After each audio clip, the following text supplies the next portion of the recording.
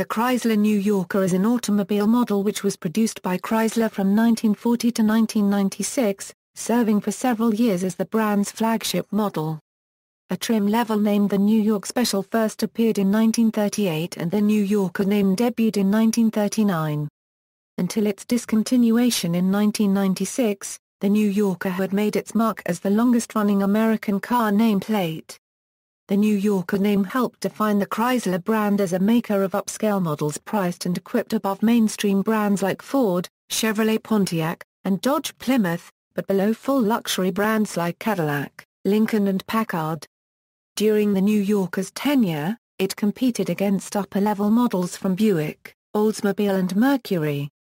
1940–1942, the New York Special model was originally introduced as a distinct sub-series of the 1938 Chrysler Imperial.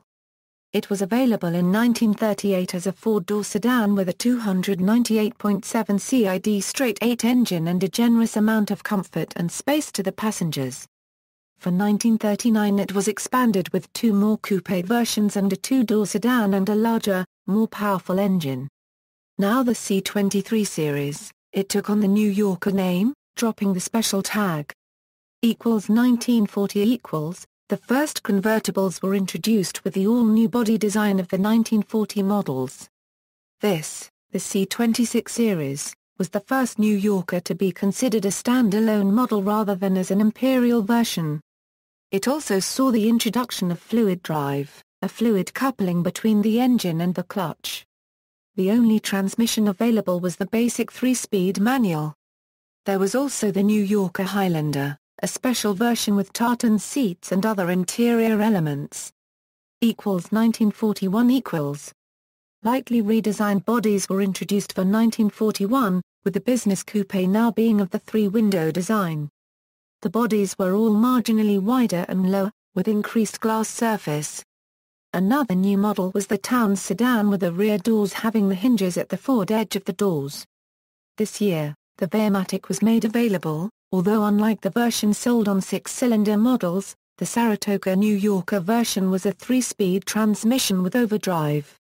1942 With America entering World War II on December 7, 1941, all automobile production came to an end at the beginning of February, 1942. Thus, the 1942 model year was roughly half the normal length. Cars built after December 1941 had blackout trim. The 1942s were quite modern, of a design which was heralding the post-war ponton style with fenders more incorporated into the bodywork. The grille consisted of 5 horizontal chrome bars which wrapped around the front, reaching all the way to the leading edge of the front wheelhouses.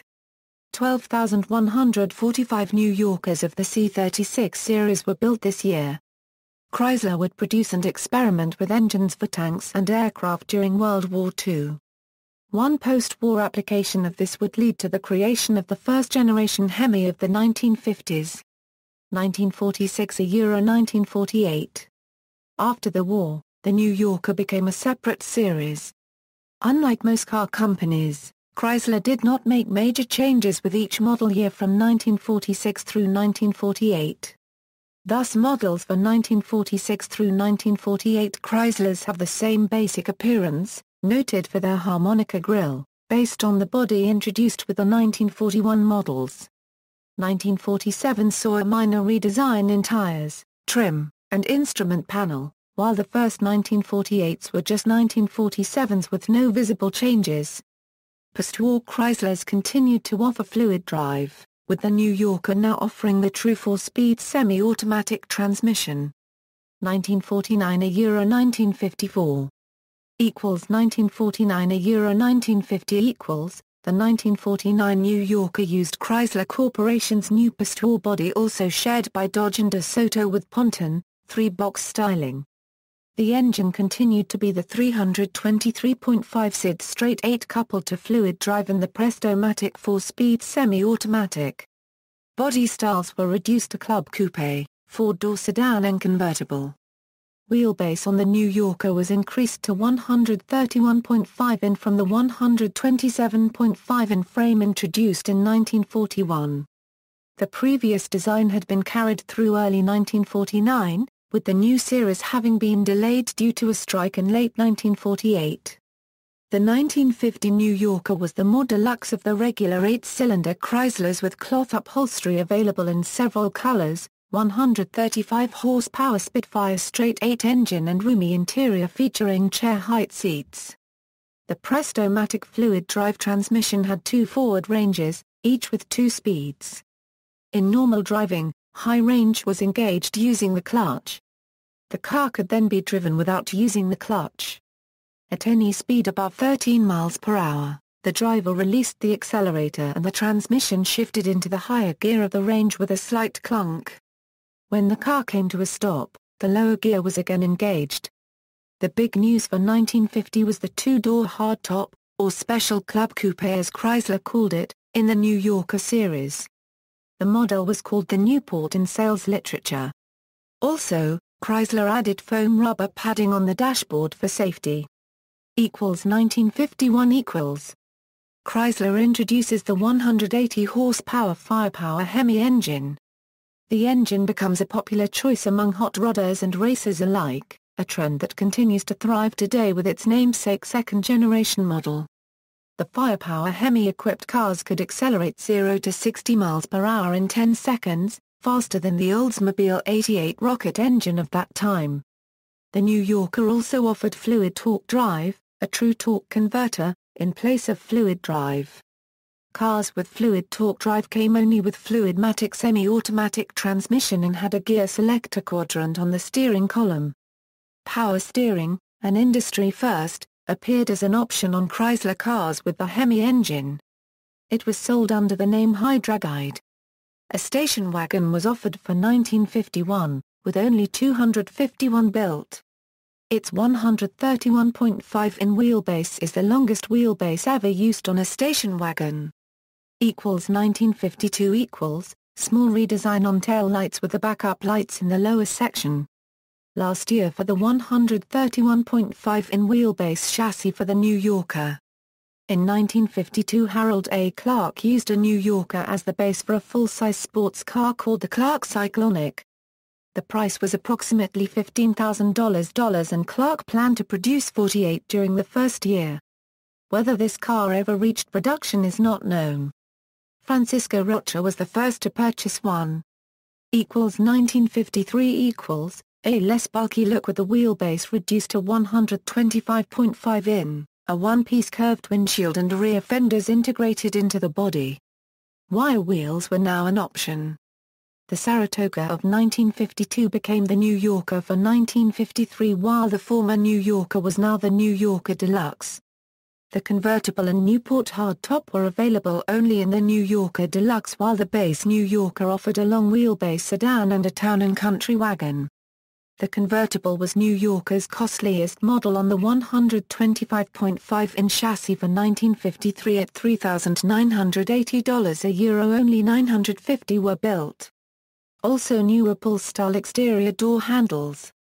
1954 The 1954 was a premium version of a standard 1950s size body. Chrysler's interest in 6-cylinder vehicles began to wane in favor of the popular Firepower Hemi V8.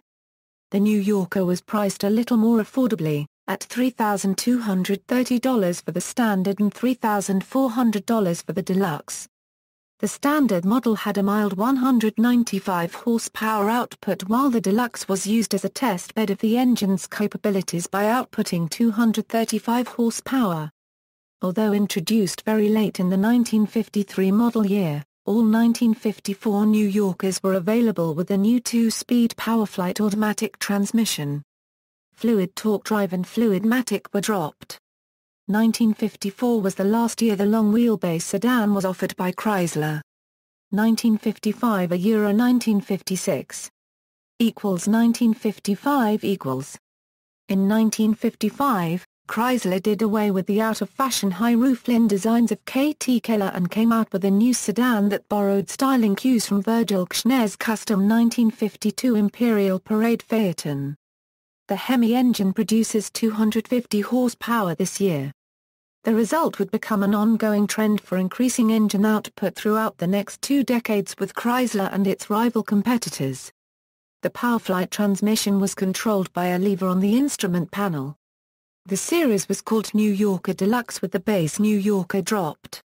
The Club Coupe was dropped, being replaced by the Newport 2-door hardtop.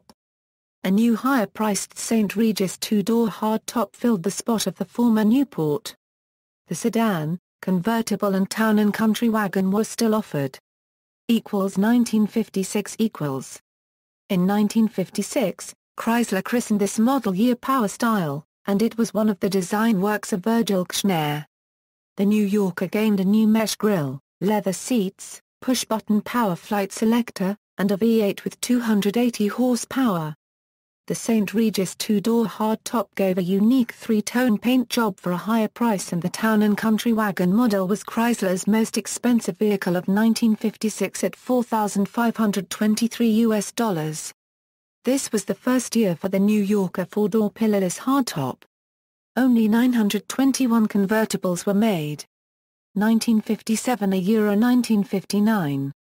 1957 equals, this year, Chrysler cars were redesigned with Virgil Kshner's Ford look at the cost of $300 million. The 1957 New Yorker had a powerful 392 cubic inches Hemi V8 engine rated at 325 horsepower. This stylish car sold well with 10,948 built, but only 1,049 convertible models. The 1957 models also came with a TorqueFlite 3-speed automatic transmission and a torsion bar suspension called Torsion Air that gave smoother handling and ride quality to the car. The New Yorker also sported fins that swept up from just behind the front doors. Early model year production had single headlamps with quad headlamps optional where state regulations permitted them. The single headlamps were dropped later in the year. 1958 equals, Ford look remains intact but with new body side trim, shrunken tail lights and 345 horsepower. The convertible model was still available, with only 666 made and only 15 working convertibles are known to still exist in 2008. Sales were steady, but decreased from last year due to the recession of 1958. The car's reputation was also tainted due to rust problems caused by rushed production and testing. The biggest news from Chrysler in 1958 was the introduction of a cruise control system called Autopilot. 1959 equals, the New Yorkers this year had a new 413 cubic inches 350 horsepower Golden Lion V8, new tail fins, new front end, and no Hemi. The Firepower Hemi ended production and was replaced by the less expensive and lighter wedge head engine. The Hemi would never return to the New Yorker and slowly ended its image as a performance car and rebranded it as a luxury car. The Hemi engine itself would not return to mopper cars until 1964 with the second-generation 426 Hemi. 1960 a Euro 1964. 1960 equals, this year had unibody construction, the carryover AB engine had an output of 350 horsepower. 1961 equals, the New Yorker entered 1961 with a new grille, slanted headlights, a Continental kit on the trunk lid. The 413 CIDRB Golden Lion V8 continued. This is the last of the Ford look models. Chrysler built 2,541 New Yorker 2-door hardtops this year, the last until 1964 in Canada and 1965 in the U.S. 1962 equals, the classic Chrysler fins that made the car unique no longer existed and now only 4-door models were offered in wagon, sedan, and hardtop models. The finless car was considered bizarre by many critics and sales were slow compared to its entry-level sister car, the Newport, which was identical in body style and offered a convertible model. The New Yorker was the last Chrysler to have a 126 in wheelbase. The 413 AB had a 4.1875 in bore and was used from 1959 to 1965 in cars. During that period, it powered all Chrysler New Yorker and Imperial models, and was also available on the lesser Chryslers, as well Dodge's Polara and Monaco, and the Plymouth Fury as an alternative to the 383 cubic inch B series engine and or the 318 poly. With a compression ratio of 10:1, it developed 340 brake horsepower in 1x4 BBL trim. 1963 Chrysler got a boost in sales in 1963 with the introduction of a 5-year/50,000-mile warranty, a business practice that was unheard of by its competitors in the 1960s. The New Yorker used Chrysler's completely redesigned body with only the windshield showing traces of the previous Ford look designs, although, under the skin, platform changes were near zero, with only a change from 12 inches total contact to Bendix 11 duo servo brakes. A new, more luxurious Salon 4-door hardtop was added at mid-year as a trim package. Engine outputs is 340 horsepower and the wheelbase is now 122 in. 1964 Changes for 1964 included a new grille, larger rear window and small tail fins giving the car a boxier look from the side. Canadians were given the choice of a new 2-door hardtop, while Americans got the Salon option on the 4-door hardtop and post. 1965 1968 1965 All Chryslers were now built on an all-new C-body unibody platform which featured a bolt-on, rubber-isolated front subframe. Elwood Engel designed the 65 New Yorker with styling cues from his 1961 Lincoln Continental, a square side view with chrome trim along the top edges of the fenders. The options were, a 413 CID V8, dual-pipe exhaust and power options. The engine itself put out 375 horsepower and was phased out for the 440 firepower next model year. Factory options for 1965 included a 350 horsepower 413 Sci firepower engine, vinyl rear roof pillar insert, Saginaw source tilt-end telescopic steering wheel and standard power options. For 1965, the 4-door sedan used the 6-window tonneau sedan style which also used by the 1965 Chrysler Newport and Dodge Custom 880. The 2-door hardtop was now sold in the U.S. wheelbase of New Yorker models, except the wagon, was 124 in. The Town & Country wagon was on the Dodge's 121 in wheelbase as all C-body wagons shared the same basic body. 1966 For 1966, the Chrysler New Yorker adopted the new 440 SID V8 engine.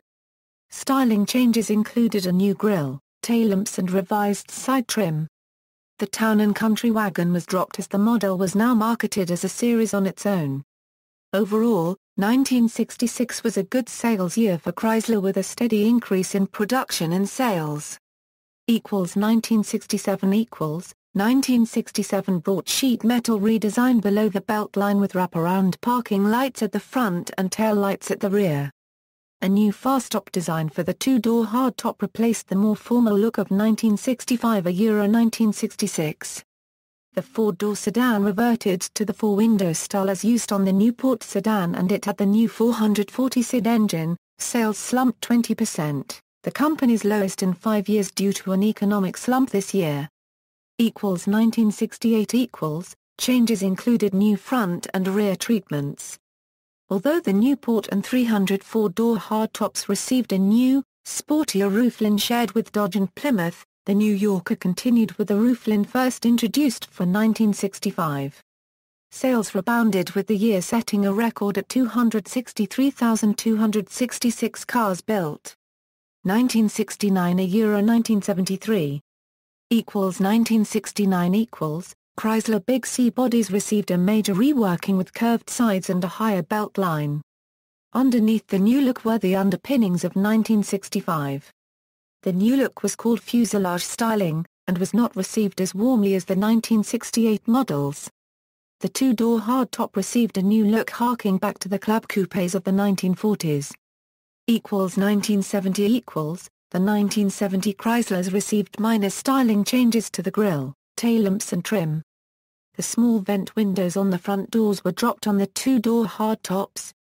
1971 Due to sales that were less than expected, the facelift scheduled for 1971 was put off until 1972. Thus the 1971 models received new grilles and revised taillamps, changes that took a sharp eye to note. Ventless front door windows on the four-door sedan and hardtop were new this year. 1972 For 1972, engine power dropped to meet stricter emissions standards and rising gas prices. Chrysler's received a new split grille somewhat similar to the Dodge Chargers of 1971 to 1974. This would be the last year for the loop-style front bumpers on Chryslers. 1973 The final year for the distinctive Chrysler Fuselage Styling.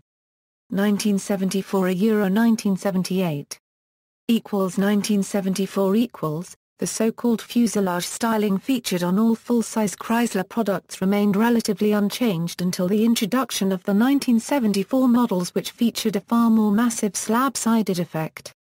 This generation introduced covered headlights, and a more prominent waterfall-style grille, reflecting popular styling appearances, primarily used on the Lincoln Continental.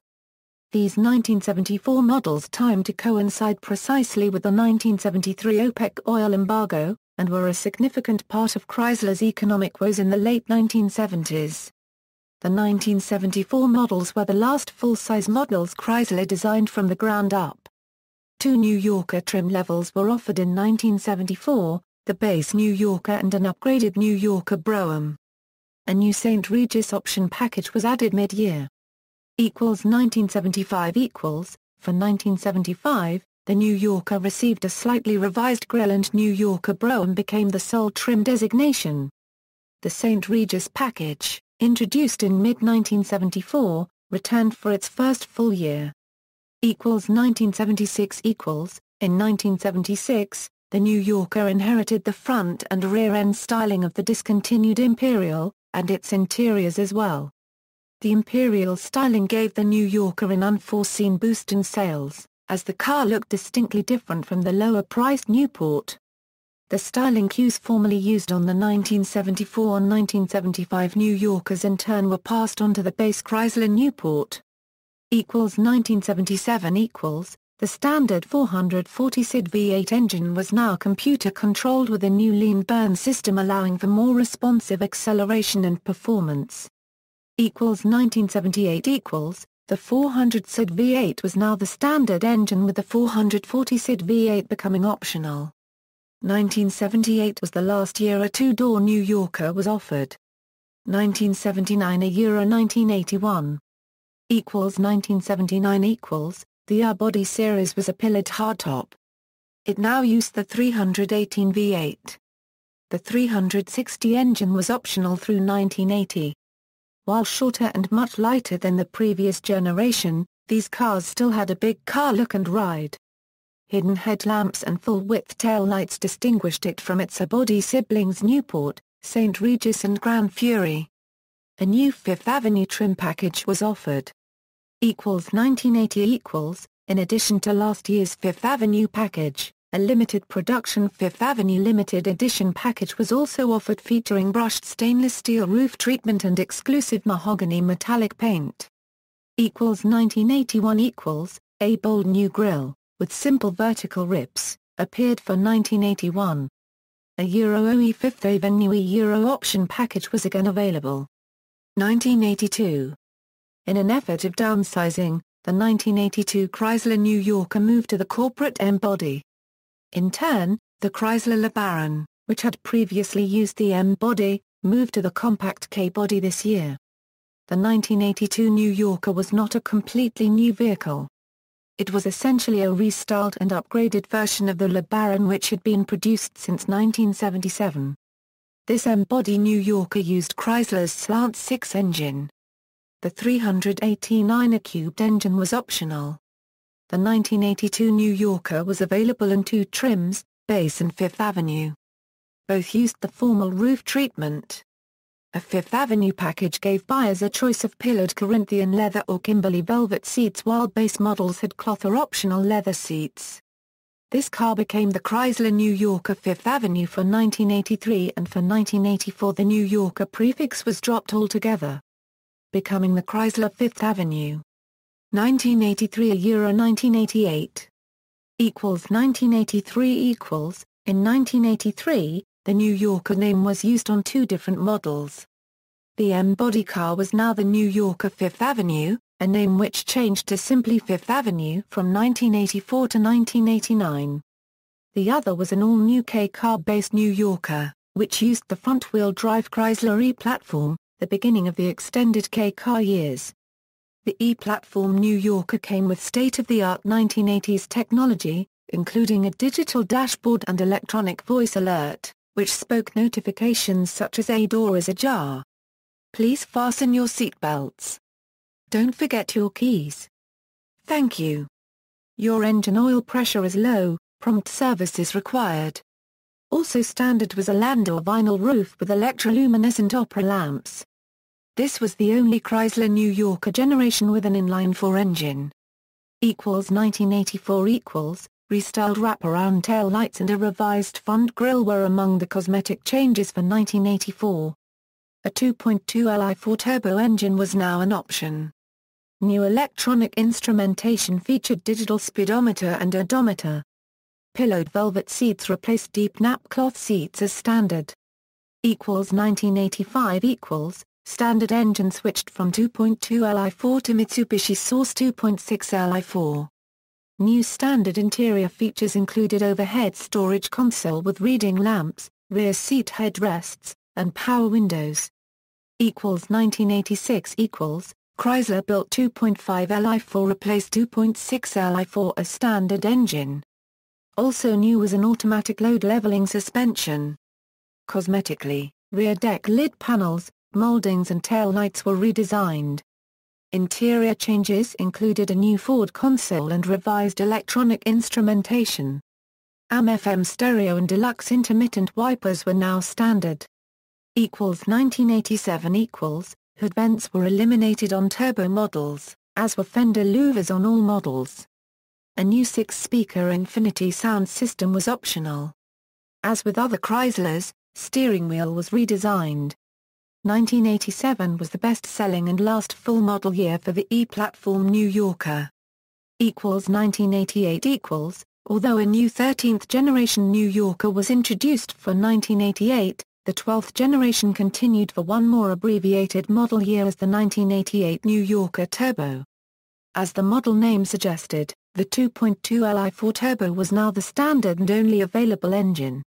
In addition to the turbo engine, previously optional yet commonly ordered equipment like automatic temperature control air conditioning, tilt steering wheel, cruise control, rear window defogger, and power door locks became standard.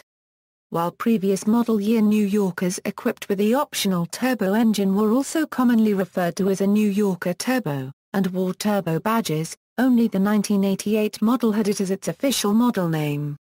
1988 to Euro 1993 1988 the redesigned New Yorker for 1988 was bigger and bore no resemblance to the E-body model it replaced, although many underbody and suspension components were carryover. It shared similar upright body styling with the newly introduced Dodge Dynasty. This new version had a V6 engine, a Mitsubishi Source 3.0-liter power plant, and optional anti-lock brakes. Base and Landau trim choices were offered, the latter of which carried a rear quarter vinyl top. Hidden headlamps, a feature lost when the R-body cars were discontinued, made a return with this redesign. All 13th generation New Yorkers, as well as the 1990 to 1993 Imperial, were covered by Chrysler's market-leading Crystal Key Owner Care program, which included a 5-year/50,000-mile limited warranty and 7-year/70,000-mile powertrain warranty. A 24-hour toll-free customer service hotline was also provided. 1989 For 1989, the 3.0-liter V6 engine had a slight horsepower increase and was now mated to a new 4-speed ultra-drive automatic transmission. This year also marked the 50th anniversary of the New Yorker name. Although no special anniversary edition or recognition was offered at the time, it turned out to be the most popular New Yorker of the model run with over 100,000 units produced that year. 1990 In 1990, a new base model New Yorker called Salon was added. The Salon was a rebadged Dodge Dynasty with exposed headlamps, horizontal taillights, and grille similar to the Dodge.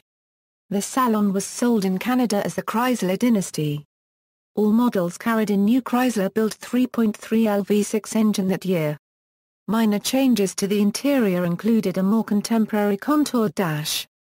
A driver's side airbag was now standard. 1991 The Landau model was dropped for 1991 but Salon was upgraded and now came with more standard equipment, hidden headlights, vertical tail lights, and a traditional Chrysler grille. 1992 A styling update for 1992 produced a more rounded appearance front and rear. A padded Landau roof, similar to one previously featured on the Landau model, was now an option on the Salon. 1993 Last year's restyle carried into 1993. Commonly referred to as the greatest production car ever made, the last 13th generation New Yorker rolled off the assembly line on May 28, 1993. New Yorker Fifth Avenue In 1990, a new stretched wheelbase New Yorker version was offered carrying the additional moniker of Fifth Avenue from the just-departed M-body platform. Although officially sold as the New Yorker Fifth Avenue, it was sometimes referred to as simply Fifth Avenue. This model was discontinued in 1993. 1994 A Euro 1997. 1994 The last generation of the New Yorker continued with front-wheel drive on an elongated version of the new Chrysler LH platform and was shown at the 1992 North American International Auto Show in Detroit. It was released along with a nearly identical Chrysler LHS for the 1994 model year, a year after the original LH cars, the Chrysler Concorde, Dodge Intrepid, and Eagle Vision, were introduced.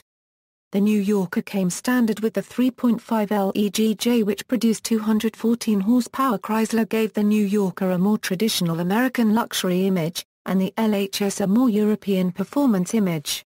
Aside from different color choices, little separated New Yorker from LHS in appearance, with New Yorker's chrome exterior trim, gray body cladding, optional chrome wheel covers, column shifter and front bench seat, being the only noticeable differences. LHS also came with many of New Yorker's optional features as standard equipment, and featured a firmer tuned suspension, to go with its more European image.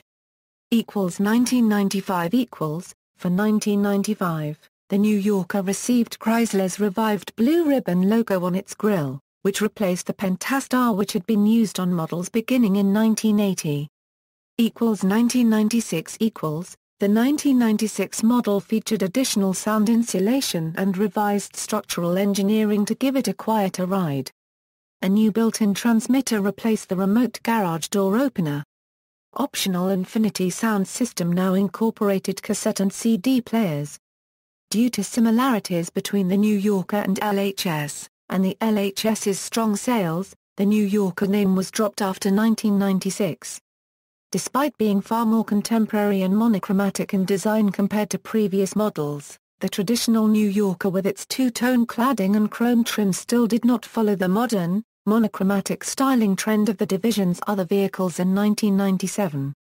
LH design background The 14th, and final, generation New Yorker's design can be traced to 1986, when designer Kevin Verdun completed the initial exterior design of a new aerodynamic concept sedan called Navajo.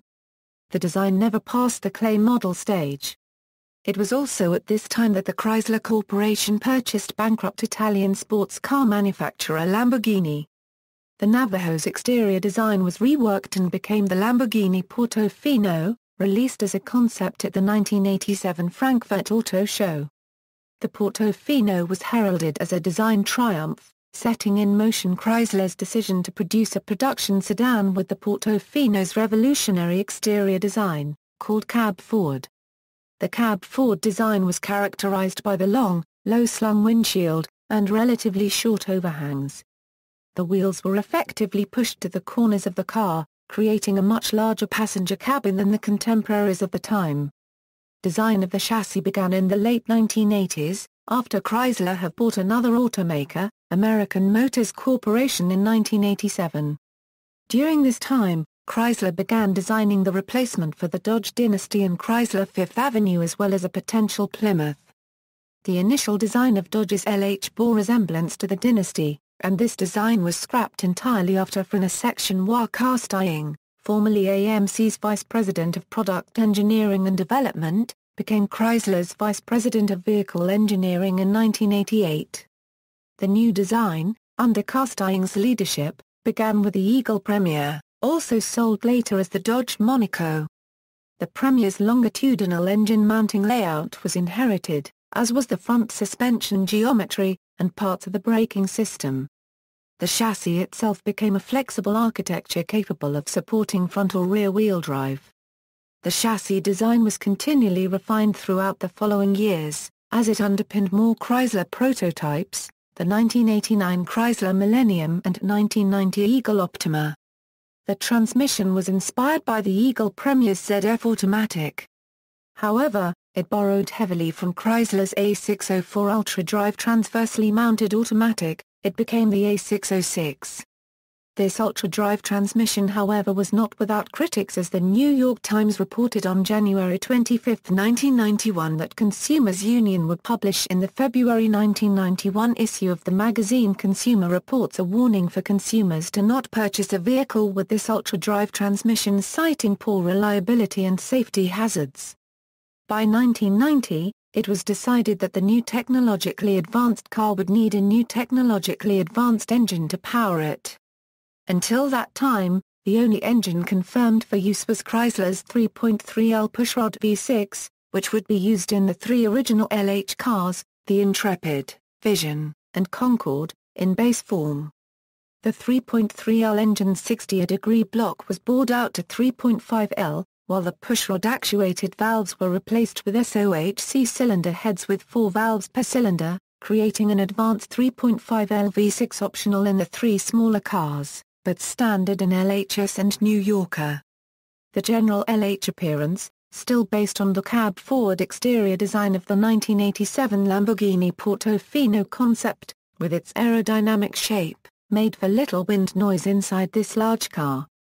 This sleek styling gives the LH cars a low drag coefficient which was ahead of its time. The New Yorker featured a more monochromatic design inside and out, and aluminum wheels with a spiral cast design. The single-color motif was more pronounced on models without the gray lower cladding. Upscale New Yorker models feature leather-trimmed seats, steering wheel, shift knob and door inserts. Passenger comforts include rear center rear armrest, and 8-way power seats for both the driver and passenger, as well as personal reading lamps. Power windows and central door locks were standard, as was climate control with air conditioning, and cruise control. Remote keyless entry available as an option, as was a remote-activated alarm, an overhead console with computer, power moonroof and alloy wheels. The best stock audio options found in New Yorker are the Infinity sound systems having 8 speakers positioned throughout the cabin along with an equalizer. Head units include a radio with either cassette or CD playback, and up to a 5-band adjustable graphic equalizer, with joystick balance and fade control. Standard safety features included dual front airbags, anti-lock brakes, and traction control. Dual-way power sunroofs were available on this car. They were designed and installed by American Sunroof Corporation from its Columbus, Ohio plant, not by Mopar itself.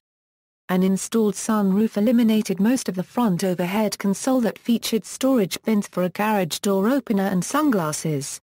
However, the overhead travel information system, onboard computer with integrated map lights, was retained. LHS The 5-passenger Chrysler LHS was differentiated from its New Yorker counterpart by a floor console and shifter, 5-passenger seating, lack of chrome trim, an upgraded interior and a sportier image. For the 1997 model year, the New Yorker was dropped in favor of a 6-passenger option on the 1997 LHS. The LHS received a minor face change in 1995 when the corporate-wide Pentastar emblem was replaced with the revived Chrysler brand emblem. Being the top-of-the-line Chrysler, many features came standard on the LHS, features optional on its siblings. Some of these options included a 3.5L EGE 24-valve 214 horsepower V6 engine, body-colored grille, side mirrors and trim, traction control, aluminum wheels, integrated fog lights, and 8-way power-adjustable front seats, premium sound systems with amplifiers, and automatic temperature control. Unlike the New Yorker, leather seats were standard. The headlamps on the 1994 models were very poorly designed and many owners complained about their poor brightness. Chrysler rushed the redesign into the production for 1995 model year. The new Dios introduced a projector-style headlight beam, something that was still somewhat uncommon for its time. The LHS was sold in Europe on a special order basis as it featured rear amber turn signals. The lights on the sides of the rear bumper were moved to the rear, side turn signal repeaters, and headlamps that incorporated different lens geometry and bulbs. The first-generation LHS was praised by motoring journalist Jeremy Clarkson, who is well known for criticizing American automobiles but described the LHS as by global standards, right up there with the best. New Yorker production. LHS production. References. Works cited Lee, John. Standard Catalog of Chrysler, 1924–1990. Iola, Wisconsin, Krause Publications, Incorporated. ISBN 0-87341-142-0. External links, Chrysler New Yorker online, Chrysler New Yorker page at everything.com, 1969–1973 Chrysler full-size cars, Chrysler New Yorker brief history.